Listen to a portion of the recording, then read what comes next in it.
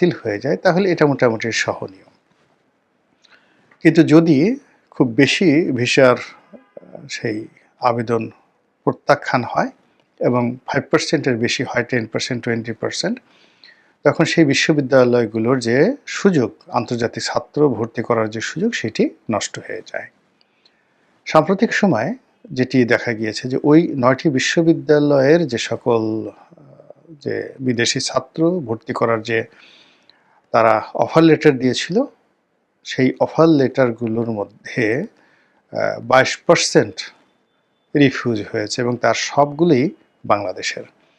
It means যে ধরুন ওই বিশ্ববিদ্যালয় যদি সারা দুনিয়া থেকে 100 জন সেই ছাত্রছাত্রী তারা ভর্তি করানোর জন্য অফার লেটার দিয়ে থাকে, তো সেই অফার লেটারগুলোর মধ্যে 22টি অফার লেটার বাদ হয়ে গেছে এবং এই 22টি অফার লেটারগুলোর মধ্যে আবার সবগুলি বাংলাদেশের। ফলে কেবলমাত্র বাংলাদেশের জন্য তাদের এই যে একটা বিরাট সুযোগ, আন্তর্জাতিক ছাত্র ভর্তি করানোর যে সুযোগ, তার সঙ্গে সঙ্গে তাদের ক্রেডিবিলিটি অ্যান্ড ক্রেডেনশিয়ালিটি, এটি মারাত্মক হুমকির মধ্যে পড়েছে। এর জন্য এই 9টি বিশ্ববিদ্যালয় তারা সিদ্ধান্ত নিয়েছে যে এখন থেকে তারা আর বাংলাদেশের ছাত্র ভর্তি করাবে না।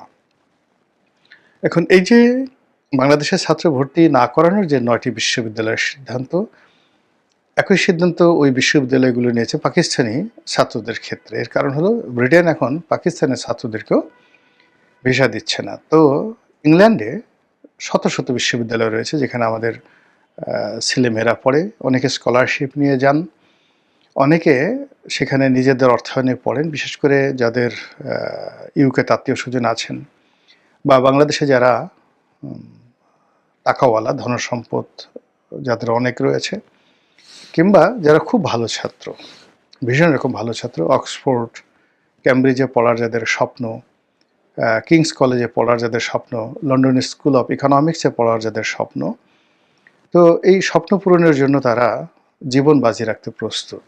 এই 9টি বিশ্ববিদ্যালয় যে সিদ্ধান্ত নিল, এটি যদি অন্যান্য বিশ্ববিদ্যালয়গুলো নেয় এবং তার প্রেক্ষিতে যদি পুরো ব্রিটেনে বাংলাদেশি ছাত্রদের ভর্তির যে বিষয়টি এটি ঝুলে যায়, তাহলে এর চাইতে আর অবমাননাকর কিছু হতে পারে না।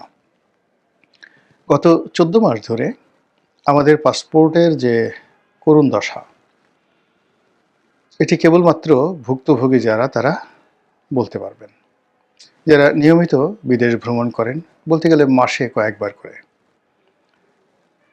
তো সেই সকল পাসপোর্টও এখন অনেক দেশ রীতিমতো ভিসা না দিয়ে ফেরত পাঠাচ্ছে। এর ফলে ব্যবসা বাণিজ্য তো মানে বন্ধ হচ্ছে, সারা পৃথিবীর যে দুয়ার বা সারা পৃথিবীর যে দরজা, এটি ক্রমশ বাঙালিদের জন্য নষ্ট হয়ে যাচ্ছে। এবং যে সকল দেশে আমরা অহরহ যাই, ভারতের সাথে আমাদের ভিসা এখন নাই বললেই চলে। এর বাইরে সিঙ্গাপুরে খুব ঘন ঘন মানুষ, আমাদের দেশের মানুষ যাতায়াত করতে, মালয়েশিয়া, ব্যাংকক মানে থাইল্যান্ড, এরপর মালদ্বীপ, শ্রীলঙ্কা, এ সকল দেশে খুব অহরহ আমাদের যাতায়াত হতো। তো সেই সকল দেশে আমাদের এখন যে বিদেশ গমন, এটা মারাত্মকভাবে কমে গিয়েছে। কয়েকটি দেশ আমাদেরকে অন অ্যারাইভাল ভিসা দিত, যারা বাংলাদেশ থেকে যেত, ভিসা দরকার হতো না, এয়ারপোর্টে গিয়ে একটা নির্দিষ্ট পরিমাণ ফি দিলে তারা অন অ্যারাইভাল ভিসা পেতেন। যেমন মালদ্বীপ, শ্রীলঙ্কা, নেপাল, ইন্দোনেশিয়ার বালি যে ডেনপাসার এয়ারপোর্ট রয়েছে সেখানে, জাকার্তা নয়, বালি। তো এরকম আরও অনেকগুলো দেশ আছে যেখানে অন অ্যারাইভাল ভিসা দেওয়া হতো। এখন বলতে গেলে সব অন অ্যারাইভাল ভিসা বন্ধ করে দেওয়া হয়েছে। বাংলাদেশি পাসপোর্টের যে একটা আন্তর্জাতিক র্যাঙ্কিং রয়েছে, সেই র্যাঙ্কিংয়েও এই গত 14 মাসে বাংলাদেশের পাসপোর্টের এত অবনতি হয়েছে, এখন আমি ঠিক একজ্যাক্টলি, আমার কাছে যেহেতু তথ্য নেই, আমি বলতে পারবো না যে রুয়ান্ডা, ইরিত্রিয়া, আফগানিস্তান এবং পাকিস্তান, এই রাষ্ট্রগুলোর যে পাসপোর্ট, সেই পাসপোর্টের মান আমাদের চেয়ে উপরে, কাছাকাছি না নিচে। আমরা এখন ঠিক সেই পর্যায়ে চলে গেছি। কেউ কেউ বলার চেষ্টা করেছেন যে গ্লোবাল র্যাঙ্কিং এখন সম্ভবত 146 নম্বরে আমরা আছি। একজ্যাক্টলি তথ্যটা আপনারা দেখে নেবেন। তো যেটা বলছিলাম যে হঠাৎ করে আমাদের এই নতুন সরকার ক্ষমতায় আসার পর আমাদের এই দুরবস্থা হলো কেন? আমাদের তো এরকম হওয়ার কথা নয়। আমাদের তো ইউরোপে অবারিত দ্বার হওয়ার কথা। আমেরিকার মানে নো ভিসা রিকোয়ার্ড বাঙালিদের জন্য আমেরিকার দরজা খুলে যাওয়ার কথা, যেখানে ডক্টর মোহাম্মদ ইউনূস রয়েছেন। কাতার, তারপরে ফ্রান্স, ইউরোপীয় ইউনিয়ন, ডেনমার্ক, সুইডেন, মানে নরওয়েজিয়ান যে কোম্পানিগুলো রয়েছে, মানে কান্ট্রিগুলো রয়েছেন, স্ক্যান্ডিনেভিয়ান যে কান্ট্রিগুলো রয়েছেন, সেখানে তো ডক্টর মোহাম্মদ ইউনূসের সেই তার যে কোম্পানি, গ্রামীণ ফোনের যে যারা ওখানকার এজেন্ট বা প্রিন্সিপাল, তো তাদের যে দাপট ওই সকল অঞ্চলে, সেই দাপটের ফলে মানে টেলিনর কোম্পানি স্ক্যান্ডিনেভিয়ান দেশগুলোতে অত্যন্ত শক্তিশালী, ডেনমার্ক, নরওয়ে, সুইডেন, লুক্সেমবার্গ এই দেশগুলোতে। তো সেখানে আমাদের তো ভিসাই দরকার পড়বে না। সবাই বলবে যে বাঙালি যারা লোকজন আছে নিয়ে আসো সেখানে। এবং একটা সময় আমি সুইডেন অনেকদিন ছিলাম, তো সেখানে দেখেছি যে ওরা ওদের রাষ্ট্রের একটা মানে যাকে বলা হয়, ওরা মনে করে যে এটা তাদের একটা রাষ্ট্রীয় সিদ্ধান্ত এবং পৃথিবীর উপর তাদের একটা দায়িত্ব। তারা একটা নতুন জিনিস বের করেছে যে আমাদের এই পৃথিবীতে, প্ল্যানেটে যে শিশু জন্ম নেয়, সেই শিশু জন্ম নেয়ার জন্য সারা পৃথিবীর লোকজন দৌড়ে ডাক্তারের কাছে চলে যায়। তো তারা মনে করে যে তারা এটা গবেষণা করে বের করেছে যে একজন শিশুর জন্মগ্রহণ মানে একটা মেয়ের প্রেগন্যান্ট হওয়া থেকে শুরু করে ডেলিভারি পর্যন্ত এর ৯৯% কাজ করেন একজন ধাত্রী। তো একজন ধাত্রী, আমরা যেটাকে গ্রাম অঞ্চলে দাইমা বলি, তো সেই ধাত্রী, আমাদের বাংলাদেশের নার্স এবং ধাত্রী কিন্তু আলাদা, যেটাকে মিডওয়াইফ বলে। তো সেই ধাত্রীদেরকে সুইডেন বিনা পয়সায় তারা ট্রেনিং দিচ্ছে ওয়ার্ল্ড ওয়াইড, এবং এই ট্রেনিং দেওয়ার জন্য তারা লোক খুঁজে পাচ্ছে না। তা আমি যখন সুইডেনে ছিলাম তখন এই বিষয়টা নিয়ে মূলত আমার ওখানে একটা ফেলোশিপ হয়েছে, সেটা হলো সেফ প্রেগন্যান্সির উপরে। তখন এই ধরনের কাজ যে প্রতিষ্ঠান করে, মামা মিয়া নামক একটি প্রতিষ্ঠান, যারা সুইডিশ সরকারের অর্থায়নে মানে এই ধাত্রীদেরকে, মিডওয়াইফদেরকে তারা ট্রেনিং দেয়। তো তারা বললো যে আমরা বাংলাদেশ থেকে তোমরা যদি দিতে পারো তাহলে বাংলাদেশে আমরা ইনস্টিটিউশন করব এবং আমরা প্রতি বছর অন্তত ২ লাখ মিডওয়াইফ, আবার বলছি ২ লাখ মিডওয়াইফ আমরা ওখান থেকে ট্রেনিং দিয়ে এনে ইউরোপের বিভিন্ন দেশে আমরা তাদেরকে নিয়োগ দিতে পারবো, যাদের ইয়ারলি স্যালারি হবে অ্যাটলিস্ট ১.৫ লাখ ইউরো, ১২ মাসের জন্য ১.৫ লাখ ইউরো। মানে আমার মাথা খারাপ হয়ে গেছিল এই কথা শুনে যে এত বড় একটা সম্ভাবনা আমাদের জন্য অপেক্ষা করছে। কিন্তু আমি ফিরে আসার পরে দেশের রাজনৈতিক পরিস্থিতি, আওয়ামী লীগ থেকে সেই দূরে, এরপরে ২০১৪ সনে ইলেকশন না করার কারণে আমি আসলে এই জিনিসটা বাস্তবায়ন করতে পারিনি। তো যদি আমি আসলে রাজনীতিতে থাকতাম, আমি এই জিনিসটি করতে পারতাম সুইডিশ গভর্নমেন্টের সাথে ওই কোঅপারেশন করে। এখানে সুইডিশ যে বাংলাদেশে রাষ্ট্রদূত রয়েছেন বা এখানে যে দূতাবাস রয়েছেন, তারা এই ব্যাপারে একেবারে উদার, এত উদার যেটা বলার মতো নয়। তো সেই কাজটি ডক্টর মোহাম্মদ ইউনূস, যেহেতু সুইডেনের সাথে ঐতিহ্যগতভাবে তার একটা ভালো সম্পর্ক হবে, এ কারণ হলো টেলিনরকে তারা তাদের জাতীয় প্রতিষ্ঠান হিসেবে মনে করে সুইডেন, যদিও এটা নরওয়ের প্রতিষ্ঠানও না, এটা টেলিনর মূলত সম্ভবত ডেনমার্কের একটি প্রতিষ্ঠান। তো এনিওয়ে, এখন সেই জায়গাতে ডক্টর মোহাম্মদ ইউনূস সুইডেনে এত সুযোগ রয়েছে, নরওয়েতে এত সুযোগ সুবিধা রয়েছে, তারপরে ডেনমার্কে তো অবারিত, ডেনমার্কে যে কত সুযোগ রয়েছে এটা বলার মতো নয়। ইউরোপের যে বড় বড় কোম্পানিগুলো, এসব কিন্তু ডেনমার্কের। তো সেই দিক থেকে সেই কাজগুলো ডক্টর মোহাম্মদ ইউনূসের জমানাতে না হয়ে উল্টো এখন আমাদের জন্য যে সকল দরজা খোলা ছিল আওয়ামী লীগ জমানাতে ১৫ বছর ধরে আমরা বুক ফুলিয়ে ফুলিয়ে চলতাম, আমরা যে শ্রীলঙ্কাকে ঋণ দিয়ে বাঁচিয়ে রেখেছিলাম, এখন সেই শ্রীলঙ্কা আমাদের টাকা ফেরত দিয়ে দিয়েছে এবং একই সঙ্গে এখন বলছে আমাদের দেশে যদি তোমরা আসো এসে আর যাবা না, এই জন্য তোমাদেরকে আমরা আর ভিসা দেব না। এই যে অপমান, এই অপমান কল্পনাই করা যায় না। কেন এরকম হলো? এখন বোঝার চেষ্টা করুন যে আমাদের দেশের ধনিক সম্প্রদায় তারা তাদের ছেলে মেয়েদেরকে সাধারণত ইংরেজি মাধ্যমে পড়ান। তাদের একটা উদ্দেশ্য থাকে ছেলে মেয়েকে বিদেশে উচ্চশিক্ষার জন্য পাঠাবেন। কিন্তু এ লেভেল করার পরে বা ও লেভেল করার পরে সাধারণত আমাদের যে ধনাঢ্য শ্রেণী তারা যে বিদেশে পাঠায়, যারা এই টোটাল সোসাইটিকে বাঁচিয়ে রাখে।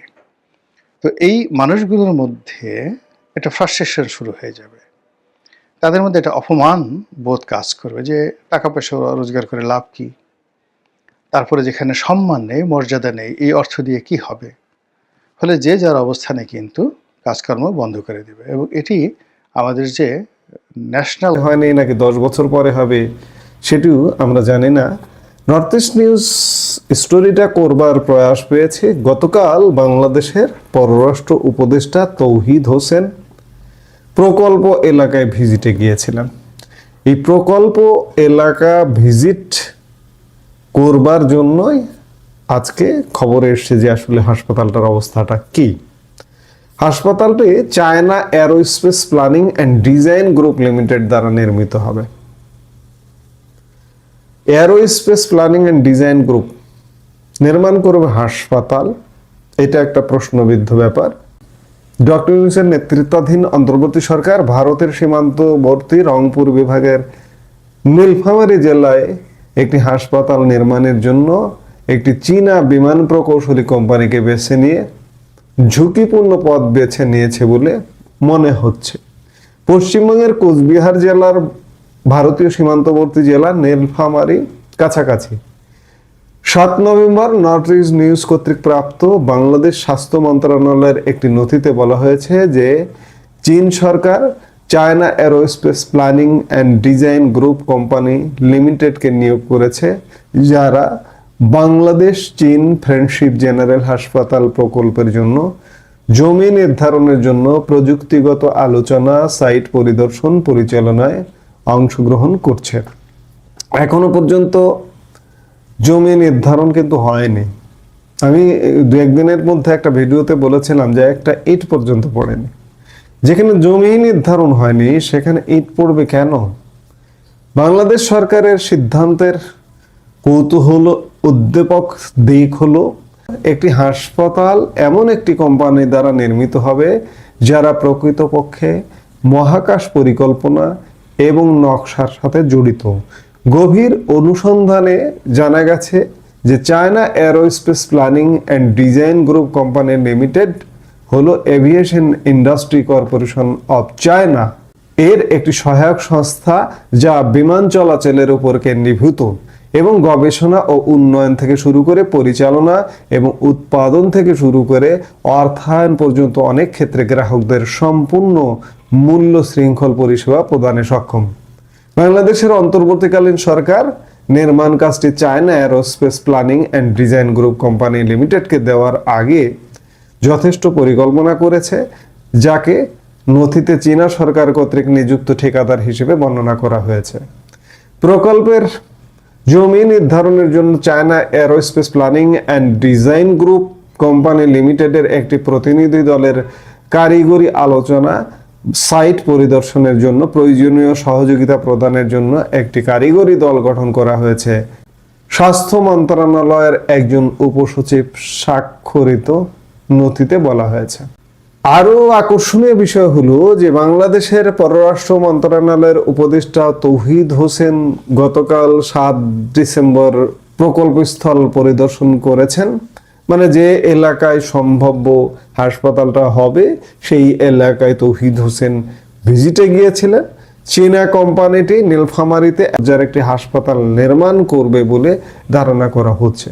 এই পরিদর্শনকালে তৌহিদ হোসেন বিএসএফ এর কথিত সীমান্ত হত্যাকাণ্ডের নিন্দা করার জন্য বলেন, চিকেন নেক ভারতের, আমাদের নয়। আমরা ভারতের চিকেন নেক দখল করতে যাচ্ছি না। চীনের সাথে ভারতের বিভিন্ন সম্পর্ক রয়েছে, তারা এই বিষয়ে চিন্তিত হতে পারে, এটি আমাদের উদ্বেগের বিষয় নয়। আমি মনে করি না যে ভারত এবং চীনের আমাদের সাথে যে সম্পর্ক রয়েছে তার সাথে চিকেন নেকের কোনো সম্পর্ক আছে। বাংলাদেশের উত্তরাঞ্চল, বিশেষ করে রংপুর বিভাগ, ভারতীয় সামরিক গোয়েন্দা এবং নিরাপত্তা সংস্থাগুলির নজরে এসেছে।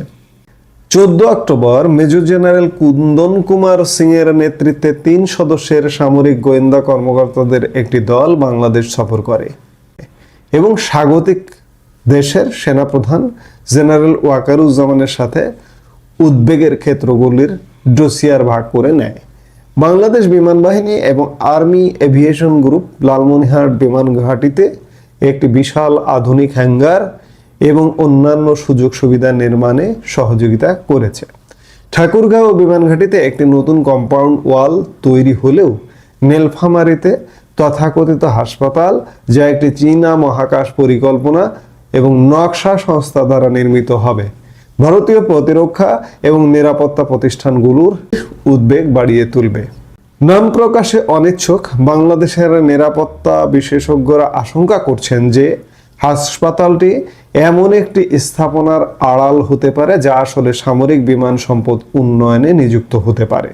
নয়াদিল্লি সূত্র জানিয়েছে, ভারতীয় নিরাপত্তা সংস্থা নীলফামারীতে কি ঘটছে তার উপর গভীর নজর রাখছে, যা সৈয়দপুরের কাছাকাছি।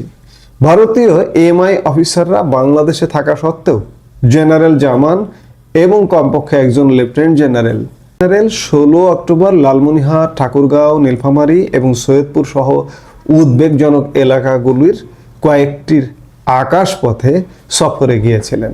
এছাড়াও ভারতীয় এমআই অফিসারদের উপস্থিতি, লালমনিরহাটে হ্যাঙ্গারের নির্মাণ কাজ চালিয়ে যাওয়া এবং নীলফামারীতে তথাকথিত হাসপাতাল প্রকল্পের জন্য জমি প্রদান থেকে বাংলাদেশি সামরিক প্রতিষ্ঠানকে বিরত রাখতে পারেনি।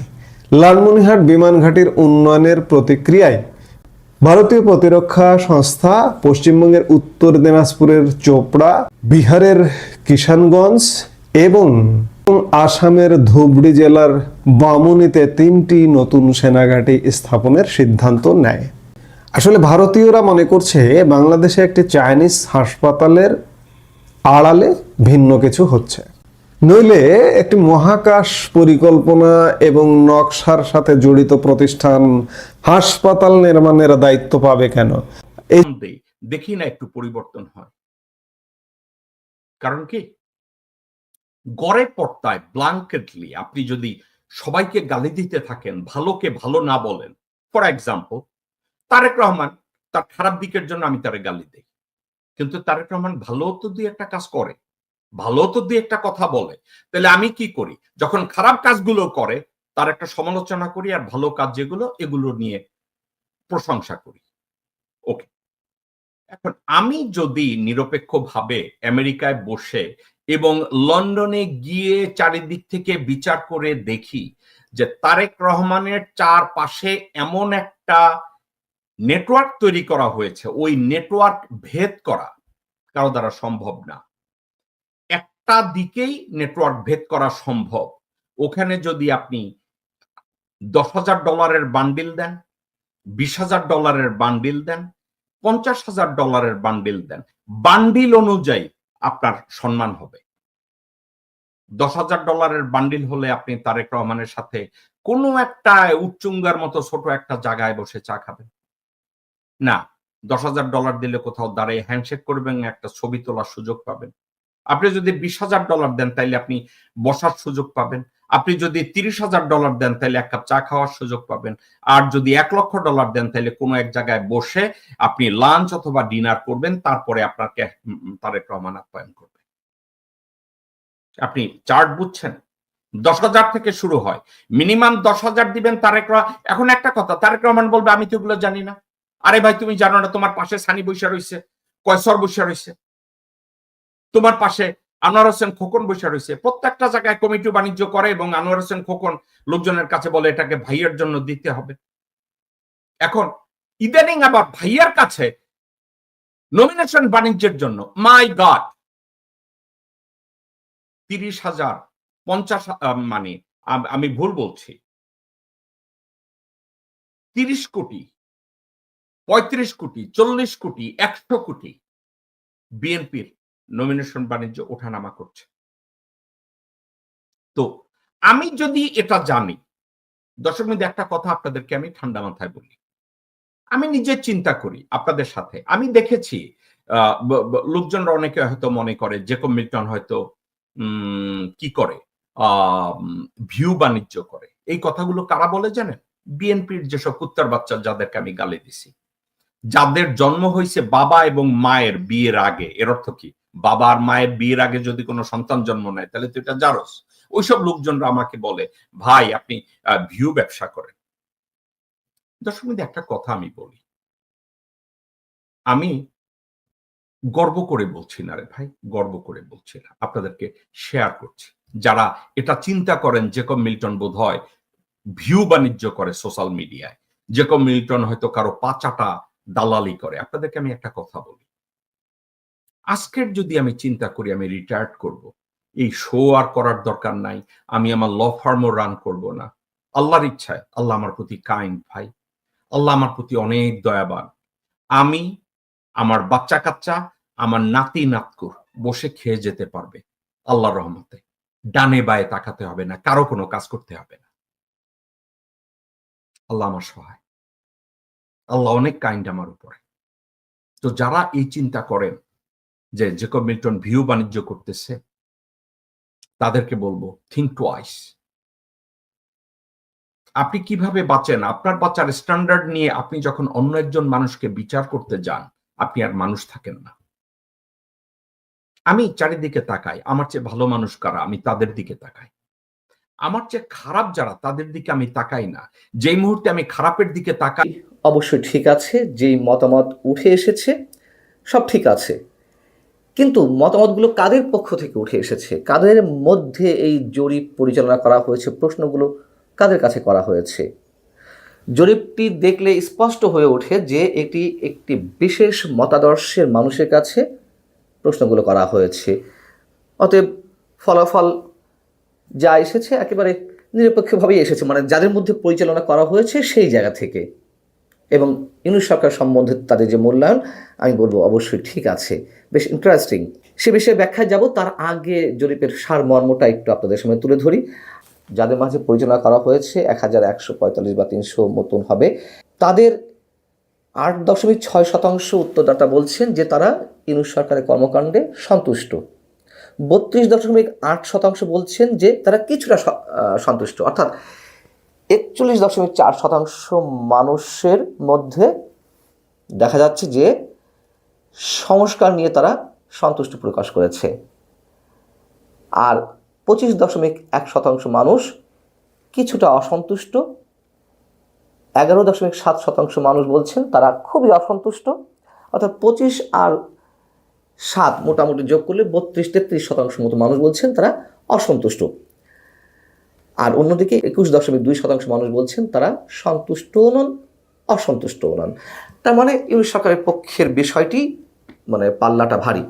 এখন এখানে কি বলা হয়েছে, উল্লেখ করা হয়েছে, আমি কেন বললাম যে বিশেষ মতাদর্শের মানুষের মধ্যে এই জরিপটি পরিচালনা করা হয়েছে। প্রথম আলোই বলছে যে জরিপে দেশের 5টি নগর এবং 5টি গ্রাম বা আধা শহর অঞ্চলের প্রাপ্তবয়স্ক মানে 18 থেকে 55 বছর 1342 জনের মতামত নেওয়া হয়েছে। জরিপের নমুনা এমন মানুষদের কাছে তুলে ধরা হয়েছে যারা অনলাইন অথবা ছাপা পত্রিকা পড়তে পারে এবং আগামী নির্বাচনে ভোট দেওয়ার সম্ভাবনা বেশি। তাহলে তারা কারা? আগামী নির্বাচনে কারা ভোট দেবে? আওয়ামী লীগের মতো একটা বিশাল বড় রাজনৈতিক দল, তাদের যে কোটি কোটি সমর্থক রয়েছে, ভোটার রয়েছে, তাদেরকে বাদ দিয়ে যারা ভোট দিতে চায় তারা নিশ্চয়ই একেবারে পুরোপুরি আওয়ামী লীগ বিরোধী, এবং আওয়ামী লীগ বিরোধীরাই বলতে গেলে এই সরকারকে সমর্থন করেছিল। সো তাদের মধ্যে যে প্রতিক্রিয়া পাওয়া যাবে সেখান থেকে এই ধরনের ফলাফল উঠে আসাটাই স্বাভাবিক।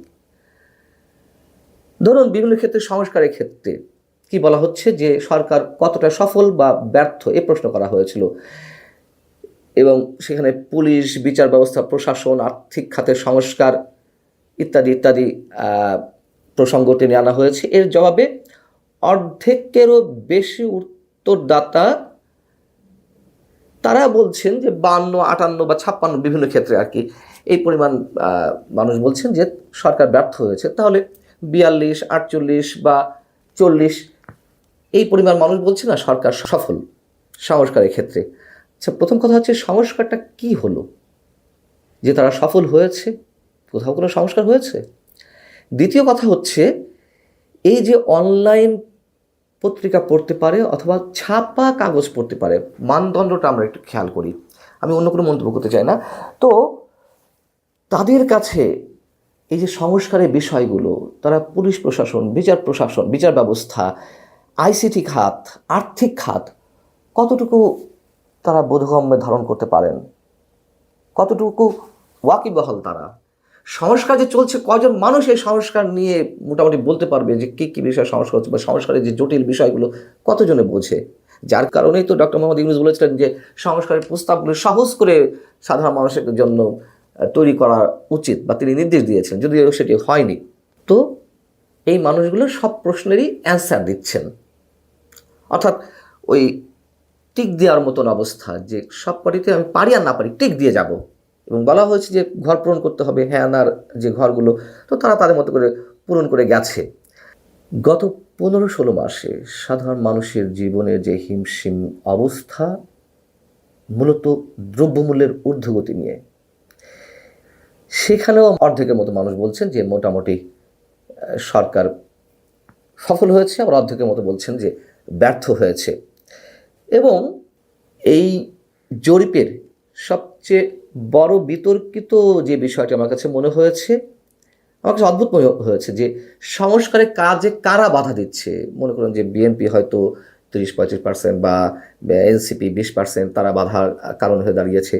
মজার বিষয় যেটি বলছিলাম সেটা হচ্ছে যে আওয়ামী লীগের সহযোগীদের কারণে নাকি 34% মানে মানুষ বলছেন যে তাদের কারণে সংস্কার কার্যক্রম ব্যাহত হচ্ছে। আওয়ামী লীগকে পাওয়া গেল কোথায় সংস্কার কার্যক্রমে ভূমিকা রাখতে? তাদেরকে বাধা দিতেও বা কোথায় দেখা গেল? এটা আমার কাছে সবচেয়ে বড় প্রশ্নবোধক একটি চিহ্ন এই জরিপের ক্ষেত্রে। আওয়ামী লীগের মানুষেরা মতামত বা দেওয়ার সুযোগ পেল কোথায়? এই জরিপ যে একটি বিশেষ মতাদর্শের মানুষের মধ্যে পরিচালিত হয়েছে তার বড় একটি কারণ, যখন সারা দেশে এক ধরনের ধর্মীয় উন্মাদনা একটা বিশেষ গোষ্ঠী করার চেষ্টা করছে, মাজার ভাঙা হচ্ছে, একের পর এক কবর থেকে লাশ তুলে পুড়িয়ে ফেলা হচ্ছে, সেখানে 63% মানুষ বা 63% উত্তরদাতা তারা বলছেন যে ধর্মীয় সহিষ্ণুতায় রক্ষায় সরকারকে কৃতিত্ব দেওয়া উচিত। আবার 71% মনে করছেন যে দেশে ইসলামপন্থী দলগুলোর ভূমিকা বলি বা প্রভাব বলি বেড়েছে। এগুলো তো সত্য, তারা তো এটা বলতেই চাইবে যেই মতাদর্শে বিশ্বাসী। আবার তাদেরই 75% উত্তরদাতা বলছেন যে সরকার কর্মসংস্থান বাড়াতে পারেনি। এখানে আবার সরকারের বিরুদ্ধে 3/4 উত্তরদাতা, অর্থাৎ অভ্যুত্থানে অংশ নেওয়া বা সমর্থনকারীরা এই সরকারকে মোটামুটি ভালো বলছে, আবার তাদের স্বার্থের জায়গায় বেশ টনটনে। কর্মসংস্থান বাড়েনি, আবার বিভিন্ন ক্ষেত্রে তারা সংকটের মুখোমুখি হচ্ছে, অতএব বলছে যে যেহেতু কর্মসংস্থান বাড়েনি, অবশ্যই সেই মতামতটি সেইভাবেই তারা প্রকাশ করার চেষ্টা করছেন। আচ্ছা, গত 15 মাসে আবার এই মানুষরাই বলছেন যে এদের মধ্যে 42% বলছেন যে মানুষের পকেটে টাকা পয়সা। আপনারা অনেকে জিজ্ঞেস করবেন যে এইখানে আবার ভাই জামাত শিবির কোথা থেকে পাইলেন, কোথা থেকে আপনারা এই নতুন রাজনীতি নিয়ে আসলেন, কিসের রাজনীতি? রাজনীতিটা আমি একটু আপনাদেরকে বুঝিয়ে বলি। গোটা বাংলাদেশে আওয়ামী লীগ তো মাইনাস, আওয়ামী লীগের গল্প এখানে না বলি, আওয়ামী লীগরে তো নির্বাচনের খেলাই নিবে না। এখন বিএনপিকে -2 ফর্মুলায় ফেলার জন্য যে -2 দীর্ঘদিন ধরে চলছিল, সেই প্রক্রিয়াটা যেহেতু এখন সেই সুশীল সমাজের সরকার প্রতিষ্ঠিত হয়েছে, বিএনপিকে এখন মাইনাস করা হবে। এবং সেই মাইনাসের জন্যই সারা বাংলাদেশে বিএনপি বিরোধী একটা প্রোপাগান্ডা প্রচার চালানো হচ্ছে, এবং সেই প্রচারটা হচ্ছে যে বিএনপি সবখানে চাঁদাকে শেষ করে ফেলতেছে, সব টেম্পু স্ট্যান্ড দখল করে শেষ করে ফেলতেছে, সব সব সব সব শেষ করে ফেলতেছে। এই প্রক্রিয়া এবং প্রজেক্টের আন্ডারে এই ব্যারিস্টার ফুয়াদ এবং তাদের যে গোষ্ঠী নতুন একটা জোট করেছেন, আপনারা দেখেছেন জামাতের 3টা অঙ্গ সংগঠন একসাথে মিলেছে, যেটা হচ্ছে একটা এনসিপি, একটা হচ্ছে এবি পার্টি ব্যারিস্টার ফুয়াদদের, সাবেক শিবির নেতারা মিলে যে এই জামাতের যে ছোট দোকানটা খুলেছেন, এবং আরেকটা হচ্ছে এটার নাম হচ্ছে রাষ্ট্র সামথিং, রাষ্ট্র সংস্কার আন্দোলন, যারা দীর্ঘদিন ধরে রাষ্ট্র সংস্কার করে আসছেন, একটু বাম ঘরানার লোকজন। তো এই 3জন মিলে ডক্টর মোহাম্মদ ইউনূসের যে বইটা আছে 30, সেই রকম একটা 30 জোট করেছেন তারা। এখন প্রশ্ন হচ্ছে যে তাইলে তারা তো জামাতের সাথে নাই, 8 দলের সাথে নাই, তাইলে এই 30 জোট করার পরেও আপনি কেন বা আপনারা কেন ভাবছেন যে এটা বৃহত্তর রাজনীতির একটা গেম? বৃহত্তর রাজনীতির একটা গেম হচ্ছে এদেরকে দেওয়া হয়েছে হাউস দ্যাট বলার জন্য। এরা, আপনারাও জানেন আমরা জানি, 30 থেকে আসলে 3টা আসনও সারা বাংলাদেশে এরা প্র্যাকটিক্যালি পাবে না। মানে যদি না ওয়াকার এবং তার যে মানে জামাত সমর্থিত যে সামরিক বাহিনীর অংশ আছে, তারা যদি কোনো ধরনের বড় কারচুপি কিছু না করে থাকে, এরা আসলে একটা আসনও পাওয়ার মতো অবস্থা তাদের কোনো নির্বাচনী এলাকায় নাই। তাহলে এদের কাজ কি? এদের কাজ হবে জেলায়, বন্দরে, এখানে ওইখানে ঘুরে বেড়ানো, এবং বিএনপি কি যে একটা খুবই চাঁদাবাজ দল, খারাপ দল, জঙ্গি দল এবং ইত্যাদি ইত্যাদি ইত্যাদি, এটা বারবার বারবার বলা। আপনারা যদি নাসির পাটোয়ারির বক্তব্যগুলো খেয়াল করে থাকেন, আপনারা দেখবেন যে প্রতিনিয়ত তারা দীর্ঘদিন ধরে, তারা কিন্তু জামাতকে ওইভাবে আক্রমণ করে নাই, প্রতিনিয়ত নাসির পাটোয়ারিরা শুরু থেকে বিএনপিকে আক্রমণ করে করে যাচ্ছে, এবং যেসব জায়গায় বিএনপির বড় বড় নেতারা আছেন এই সব জায়গায় গিয়ে, যেমন কক্সবাজারের সালাউদ্দিনের এখানে তো মাইর খাইয়ে কোনো রকমের যান নিয়ে বেরোয় আসছে, এপিসি ছাড়াই বেরোয় আসছে অবশ্য। এই প্রক্রিয়া এবং প্রজেক্টের ভিতরে এখন এই 3 রাজনৈতিক দলকে এক করা হয়েছে, এবং সেটাই হয়েছে। ব্যারিস্টার ফুয়াদের ঘটনাটা কি হয়েছে দেখেন। তিনি সেখানে একটা সেতু উদ্বোধন করতে গিয়েছেন, মানে উনি উদ্বোধন করতে যান নাই, সরকারের উপদেষ্টা ওইখানে গিয়েছেন, 2জন উপদেষ্টা গিয়েছেন এখানের মধ্যে, এবং যেহেতু তার নির্বাচনী এলাকায় খুব স্বাভাবিকভাবেই তিনি সেখানে উপস্থিত আছেন। উদ্বোধন শেষ হয়ে গিয়েছে, সেতুর কাজ শুরু হচ্ছে। ব্যারিস্টার ফুয়াদ ওইখানের মধ্যে তার মলম, তার ট্যাবলেট বেচা শুরু করে দিয়েছে। আমরা যেটা বলি যে রাস্তার পাশে মজমা বসিয়ে ট্যাবলেট বেচা, সেটা শুরু করে দিয়েছেন। কিভাবে শুরু করে দিয়েছেন? তাকে যখন সাংবাদিকরা জিজ্ঞেস করতেছে, উনি বলছেন চাইনিজ কোম্পানি অনেক যুদ্ধ করে নাকি তারা এই ব্রিজের কাজের জন্য নিয়ে এসেছেন, এবং চাইনিজ কোম্পানি কাজ করতে পারছে না, কারণ এইখানের মধ্যে চাঁদাবাজি দাবি করা হচ্ছে, বালু দিব, ইট দিব, সিমেন্ট দিব বলে বিভিন্ন লোকজন এখানের মধ্যে ডিস্টার্ব করেছে। লক্ষ্য করে দেখছেন, বিদেশের যে কোনো কোম্পানি, সেটা চাইনিজ হোক, কোরিয়ান হোক, এই বাংলাদেশে বিশেষ করে চাইনিজ কোম্পানিরা গত রেজিমের সময় আমরা দেখেছি অসংখ্য বড় বড় প্রজেক্ট করেছে। চাইনিজ কোম্পানিগুলো জানে বাংলাদেশের প্রেক্ষাপটে কিভাবে ব্যবসা করতে হয়, কিভাবে কন্ট্রাক্টর সাব কন্ট্রাক্টর নিয়োগ করতে হয়। এগুলোর মধ্যে চাঁদাবাজি থাকে, লোকাল বিভিন্ন ধরনের দুর্নীতি এটা ওইটা থাকে। সেই চাইনিজ কোম্পানি যখন এইখানে এসে কাজ করছে, তারা এটা ধরে নিয়েছে যে স্থানীয় বিভিন্ন ধরনের জিনিস তাদেরকে ম্যানেজ করে চলতে হবে, হয়তোবা অথবা হয়তো না। কিন্তু চাইনিজ কোম্পানি যদি কোনো ধরনের বাধার সম্মুখীন হয়, তাদের কাজ হচ্ছে সরকারের কাছে যাওয়া, উপদেষ্টাদের কাছে যাওয়া, পুলিশ আছে, র্যাব আছে, সেনাবাহিনী ডেপ্লয় করা আছে, স্থানীয় আর্মির কাছে গেলে কিন্তু আমরা জানি যে আর্মি এইসব ব্যাপারে বেশ কঠোর পদক্ষেপ নিয়ে থাকে। সবকিছু বাদ দিয়ে চাইনিজ কোম্পানি ব্যারিস্টার ফুয়াদের কানে কানে এসে বলে গিয়েছে চাঁদাবাজির কথা। এটা বিশ্বাস করতে হবে? বিশ্বাস করার কিছু নাই। কিন্তু এই সুযোগে যে কোনো জায়গায় জনসম্পৃক্ততা দেখার সাথে সাথে বিএনপিকে একেবারেই নোংরা ন্যাংটো করে ফেলার, মানে আমি বলছি না যে বিএনপি ফেরেস্তার দল, বিএনপি খুব ভালো দল, কিন্তু আপনারা দেখবেন একটা কম্বাইন্ড আক্রমণ বিএনপির বিরুদ্ধে শুরু হয়েছে, এবং সেই শুরুর একটা প্রজেক্ট হিসাবে এই 30 পার্টি বিএনপির বিরুদ্ধে আছে, যাতে জামাত একলা শুধু বললে হবে না। আপনারা জানেন জামাত সব সময়ই দলে বলে চলে, মানে একটা কথাই আছে এখানে যে বাঘ চলে একলা আর ফেউ চলে দলে বলে, বা আমরা যদি ওইভাবে বলি যে বাঘ চলে একলা, হায়না চলে দলে বলে। তো জামাত আসলে দলে বলে চলে, এবং তাদের অনেকগুলো ছাত্র সংগঠন থাকে, আচ্ছা বাদ দেন, বৈষম্য বাদ দেন, দল নিরপেক্ষ ছাত্র সমাজ, সাধারণ ছাত্র সমাজ, তৌহিদি ছাত্র সমাজ, বিভিন্ন দোকান থাকে। একইভাবে রাজনৈতিক সংগঠনের মধ্যে তারা অনেকগুলো দোকান খুলেছে, এবং এইগুলোকে গুছিয়ে আনার জন্য এখন 30 করেছে। 3টাই প্রতিষ্ঠিত জামাত সমর্থিত রাজনৈতিক দল। এবং আপনারা দেখবেন ব্যারিস্টার ফুয়াদের উপরে যখন আসলে কোনো হামলাই হয় নাই, তাকে যখন ভুয়া বলে ওই এলাকা থেকে বিএনপির লোকজন তাড়িয়ে দিয়েছেন, সাথে সাথে সবচেয়ে বেশি আঘাত লেগেছে মার্চে, মাসির দরদ বেশি 03, মানে এবি পার্টির প্রতিক্রিয়া দেখানোর আগে কিন্তু আমাদের ন্যাশনাল কমেডি পার্টির চিলড্রেন পার্টির চিলড্রেন নেতা নেত্রী যারা আছেন, তারা ব্যাপক প্রতিক্রিয়া দেখানো শুরু করেছেন। আমি দেখলাম যে তাসনিম যারাও বলছেন যে এ কি হলো, একটা আপনি যদি একজনের সাথে দ্বিমত পোষণ করেন কোনো সমস্যা নাই, তাই বলে তার গালে কি তার চামড়া খুলে ফেলতে হবে। আমি প্রথমে ভেবেছিলাম যে উনি ভাবছেন যে মানে এই দেশে গরু ছাগলের চামড়াই এত কম দামে বিক্রি হয়, তো আর এই চামড়া খুলে লাভ কি, এইভাবে হয়তো উনি এটাকে বুঝাতে চাচ্ছেন মেডিকেল সায়েন্স থেকে। পরে বুঝলাম যে না, উনি স্পেসিফিক ফুয়াদের চামড়া খুলে নেওয়ার কথাই বলছেন। এই যে দেখেন, এই তাসনিম জারারা যাদেরকে আমরা মনে করি শিক্ষিত, প্রগতিশীল, সুন্দর তরুণ সমাজের একটা আদর্শ হতে পারতেন, এরা কিন্তু কিভাবে এই জামাতি পারপাসটা এবং এই ট্র্যাডিশনটা সার্ভ করে যায়। মানে সারা বাংলাদেশে মব করে উল্টায় ফেলছে। মুক্তিযোদ্ধাদের টুটি চেপে ধরা হয়েছে এই ঢাকা শহরে।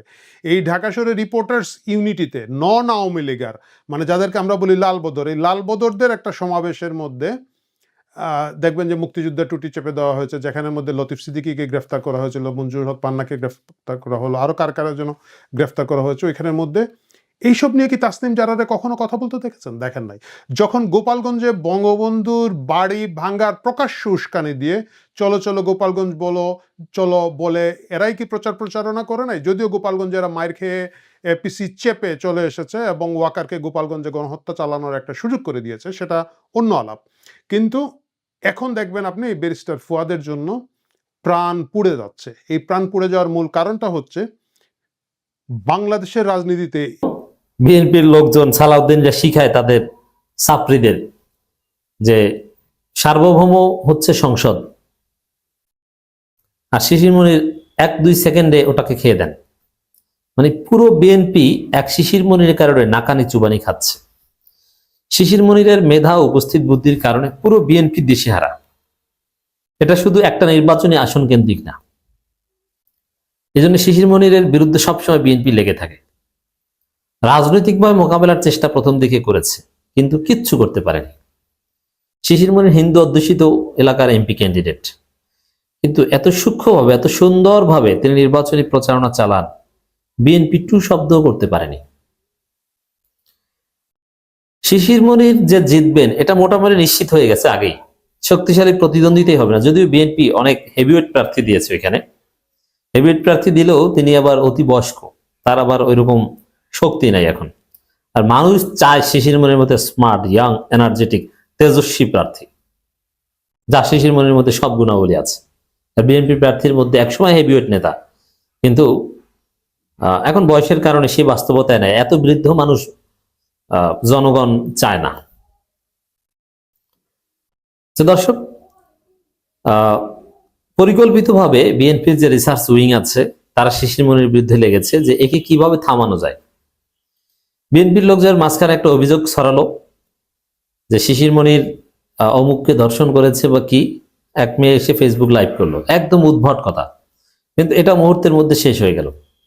ওই মেয়ে আবার বলে এসেছে যে অমুক অ্যাডভোকেটের পরামর্শে বুদ্ধিতে আমি এই ভিডিও বানিয়েছিলাম, এটা মিথ্যা। আর একটা মিনিমাম একটা কমন সেন্স থাকা দরকার। শিশির মনিরের বিরুদ্ধে আপনি অনেক অভিযোগ দিতে পারেন, কিন্তু ধর্ষণের অভিযোগ এটা তো পাগলও বিশ্বাস করে না। যেমন আমি একটা কথা বলি প্রায়, যে জামাত মওদুদিবাদ,